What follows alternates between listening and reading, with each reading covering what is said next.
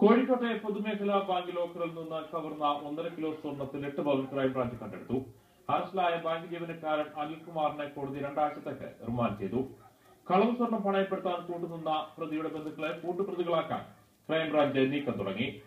Locker കവർച്ച കേസിലെ പ്രതിയും ബാങ്ക് ജീവനക്കാരനുമായ അനിൽകുമാറിന്റെ ഭാര്യ 8 സ്വർണ്ണ നാണയങ്ങൾ പൊതുമേഖലാ ബാങ്കിൽ പണയപ്പെടുത്തിയിരുന്നു. ഈ സ്വർണ്ണ നാണയങ്ങൾ ബന്ധുവിന്റേതാണെന്നാണ് പ്രതിയുടെ വിശദീകരണം. മറ്റൊരു ബാങ്കിൽ പണയപ്പെടുത്തിയിരുന്ന സ്വർണ്ണ നാണയങ്ങൾ 2011 ഡിസംബർ 23 എടുത്ത് പൊതുമേഖലാ ബാങ്കിലേക്ക് മാറ്റിയെന്നാണ് പ്രതിയുടെ മറുപടി.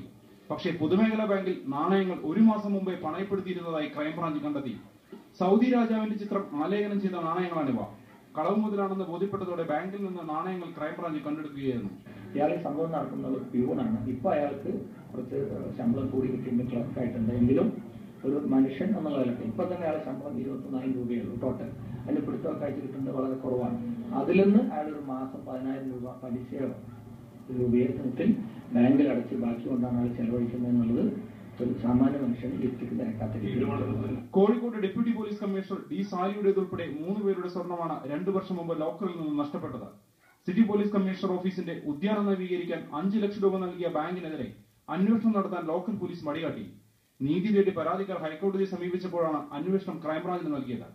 നുണപരിശോധനയിൽ പ്രതിക്കെതിരെ തെളിവുണ്ടായിട്ടും അറസ്റ്റ് ചെയ്യാതെ ലോക്കൽ പോലീസ് ഒളിച്ചു കളിക്കുകയായിരുന്നു.